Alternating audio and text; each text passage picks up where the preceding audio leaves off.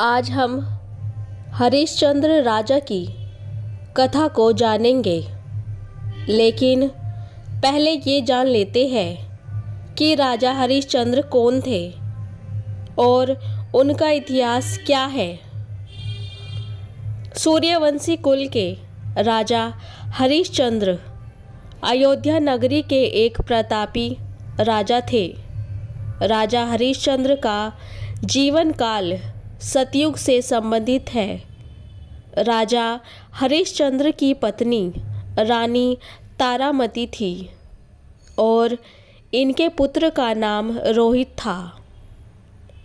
राजा हरिश्चंद्र अपने वचन पर अडिग रहने वाले और सत्य के धर्म पर चलने वाले थे। राजा हरिश्चंद्र अपने धर्म की मर्यादा को कायम करने के लिए अपने स्वप्न को भी सच मानते थे और उसको पूरा करते।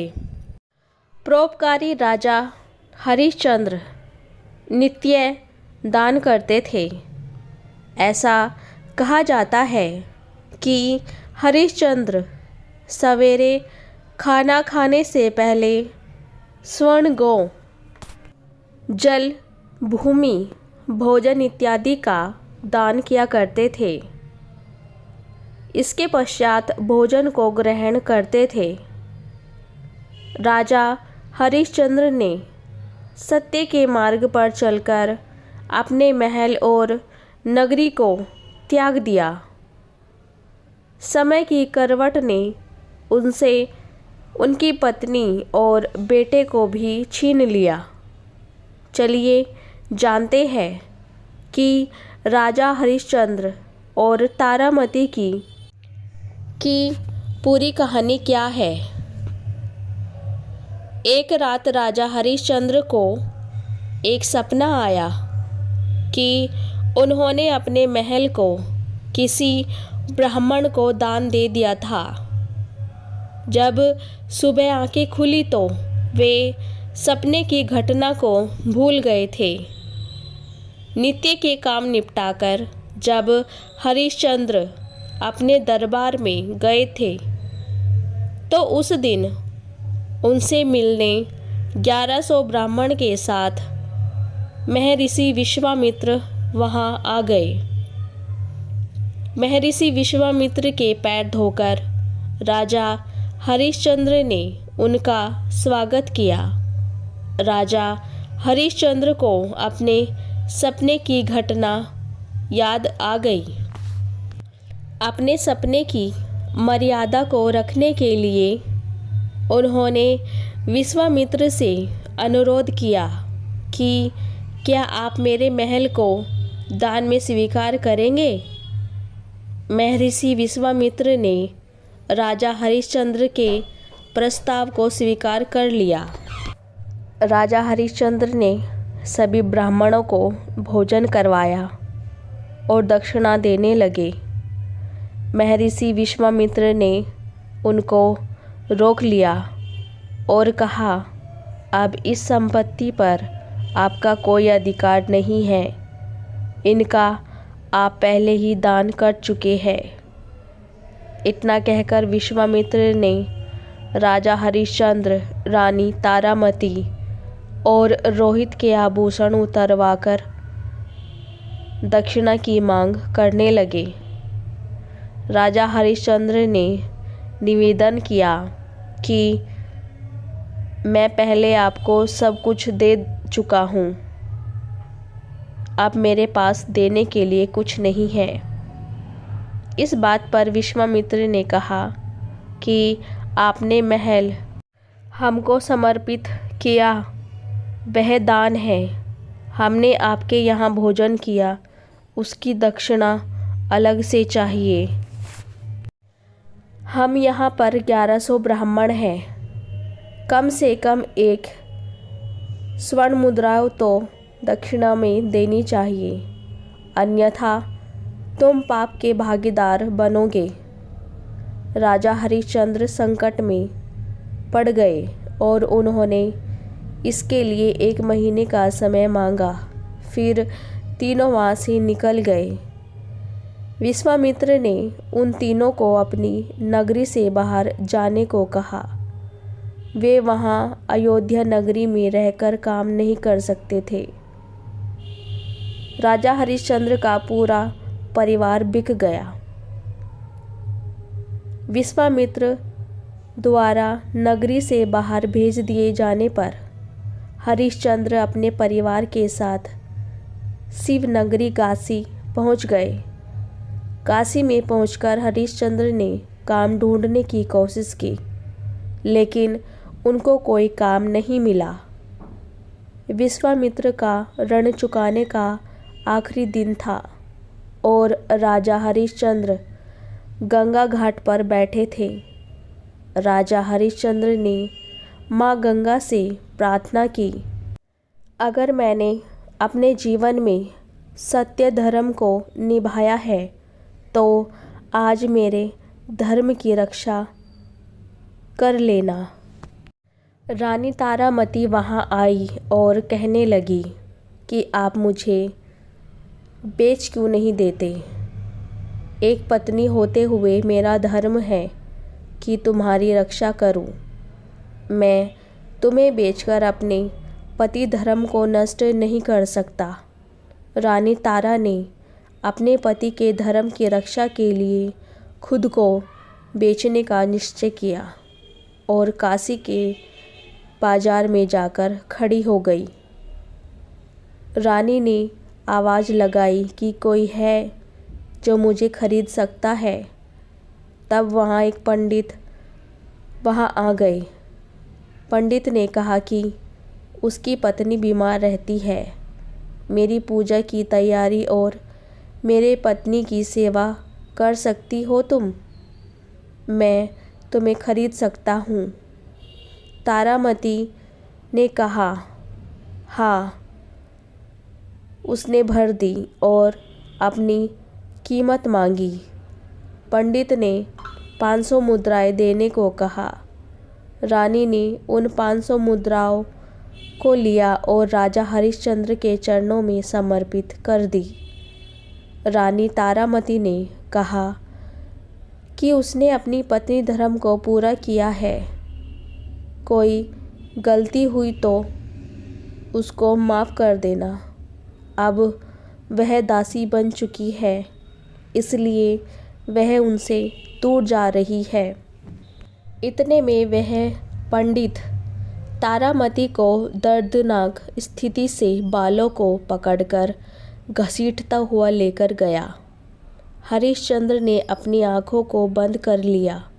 वह रानी जिसके पास सैकड़ों दासियाँ रहती थी, उसके लिए फूल उठाना भी भारी था। आज वह किसी और के घर पर चूल्हा फूकेगी, कुएं से पानी भरेगी और दास बनकर किसी की सेवा करेगी। रोहित ने अपनी माँ को दूर जाते देख वह उससे जाकर लिपट गया। पंडित ने उसको दूर जाने को कहा।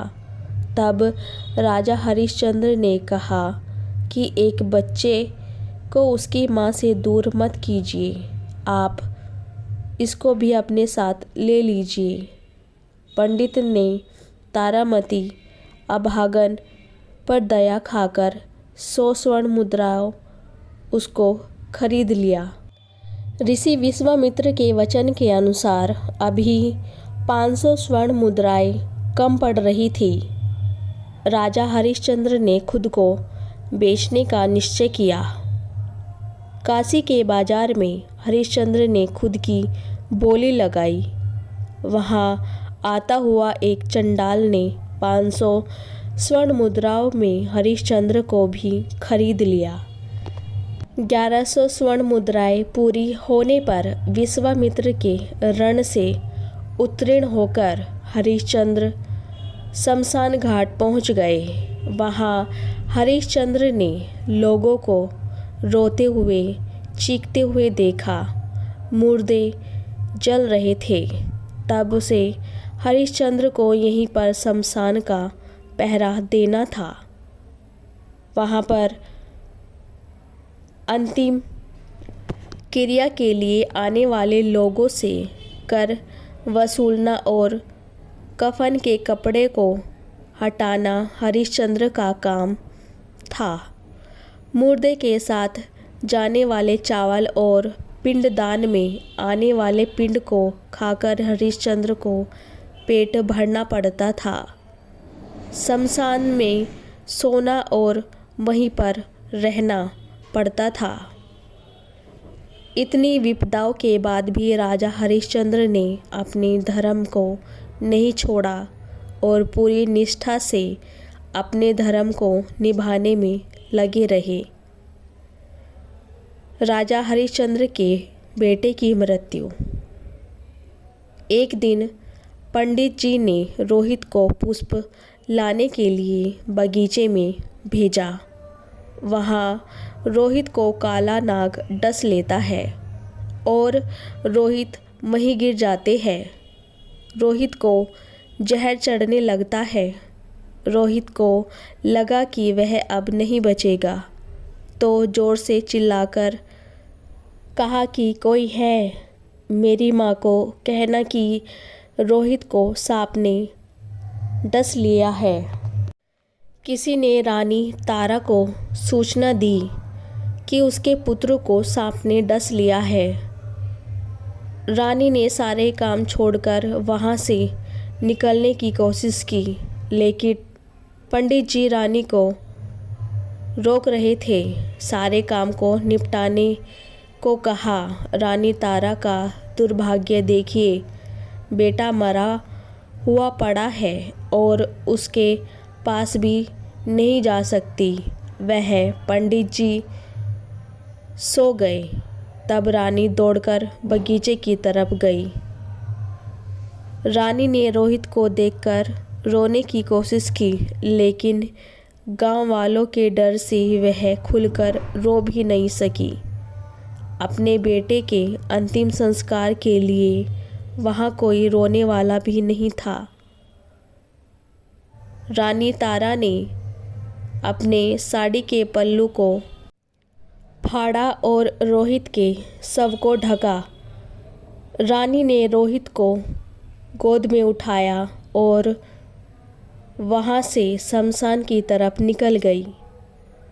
शमशान में प्रवेश करते ही रानी तारा फूट फूट कर रोने लगी। रानी की आवाज़ को सुनकर हरिश्चंद्र की नींद खुल गई और उठकर बोले, कौन है? राजा हरिश्चंद्र के सर पर काला कपड़ा और हाथ में एक लकड़ी थी। शमशान की चिताओं की आग से हरिश्चंद्र बिल्कुल काले और भद्र हो गए थे। रानी ने उनको नहीं पहचाना और कहा, मैं रानी तारा हूँ और यह मेरा बेटा जिसको सांप ने डस लिया है। यहाँ अंतिम संस्कार के लिए आई हूँ। राजा हरिश्चंद्र ने जैसे ही ये नाम सुना, उनको कुछ कुछ याद आने लगा। क्या तुम उसी दुर्भाग्यशाली हरिश्चंद्र की पत्नी हो जो अपने पति और पिता होने के धर्म को नहीं निभा सका? रानी ने हरिश्चंद्र की तरफ देखा तो वह अपने दुख पीड़ा को भूलकर उनके चरणों में गिर पड़ी और रोने लगी। राजा हरिश्चंद्र और रानी तारा दोनों रोने लगे। रानी ने होश संभाला और कहा, स्वामी, हमारे पुत्र का अंतिम संस्कार करना है। राजा हरिश्चंद्र उठकर खड़े हुए और बोले, यहाँ अंतिम संस्कार करने के लिए तुम्हें पहले कर देना पड़ेगा। रानी ने कहा, मेरे पास देने के लिए कुछ नहीं है। राजा हरिश्चंद्र ने रानी को कहा कि बिना कर के वह यहाँ अंतिम संस्कार नहीं कर सकती। वह चाहे तो इसको गंगा में डाल सकती है। रानी ने अपनी साड़ी के पल्ले को पकड़कर हरिश्चंद्र को सौंपते हुए बोली, इसके अलावा मेरे पास देने के लिए कुछ भी नहीं है। रानी का पीछा करते हुए गांव वाले लोग वहां आ पहुंचे थे। लोगों ने रानी तारा का पर इल्ज़ाम लगाया कि वह गांव से चोरी करके आई है। चंडाल ने हरिश्चंद्र को तलवार थमाते हुए बोला कि इसकी गर्दन काट दो। तलवार को हाथ में लेकर राजा के हाथ रुक गए। रानी तारा ने कहा कि आप अपने हाथ मत रोकिए, ये आपके मालिक का आदेश है। पत्नी अगर चली गई तो वापस आ सकती है, बेटा भी आ सकता है, लेकिन अगर एक बार धर्म नष्ट हो गया तो वापस लौटकर नहीं आ सकता। इसलिए आप अपने हाथ रोकिए मत, मेरी गर्दन काट दीजिए। समय की ऐसी करवट को देखकर पत्थर भी रो पड़े। तो फिर भगवान तो वहाँ आने ही थे। भगवान वहाँ आए और उन्होंने राजा हरिश्चंद्र के हाथ को पकड़ लिया। राजा हरिश्चंद्र ने देखा कि भगवान स्वयं उनको रोकने के लिए आए हैं। राजा हरिश्चंद्र उनके चरणों में गिर पड़े। भगवान ने उनको उठाया और गले लगाया। भगवान ने कहा, बहुत हुई तुम्हारी परीक्षा, तुम परीक्षा में सफल हुए। तुम एक सच्चे सत्यवादी राजा हो। राजा हरिश्चंद्र ने भगवान से कहा कि क्या आपको मेरे धर्म पर विश्वास नहीं था जो आपने इतना खेल रचाया? भगवान ने कहा कि मुझे तुम्हारी सत्यता पर पूरा विश्वास था, इसलिए मैंने तुम्हें चुना। तुम सत्य की परीक्षा में पास हुए। उन्होंने जैसे ही सत्यवादी राजा न तो आज तक हुआ है न ही आगे कभी होगा। ये दुनिया आपको सत्यवादी राजा हरिश्चंद्र के नाम से जानेगी। भगवान ने मरे हुए रोहित को जिंदा कर दिया, सभी को सुंदर शरीर प्रदान किया। महर्षि विश्वामित्र ने उनको महल वापस सौंप दिया। पुनः राजा हरिश्चंद्र और रानी तारामती उस महल में रहने लगे और राज भोग भोगने लगे। ऐसा कहा गया है कि धर्मो रक्षित रक्षित। राजा हरिश्चंद्र जैसा सत्यवादी बनना नामुमकिन है। पग पग पर राजा हरिश्चंद्र ने सत्य की परीक्षा दी। कुछ लोग कहते हैं कि राजा हरिश्चंद्र ने अपनी पत्नी को बेच दिया था। यह गलत है। राजा हरिश्चंद्र ने पूरी निष्ठा से अपनी पत्नी धर्म को निभाया जब तक वे खुद नहीं बिक गए।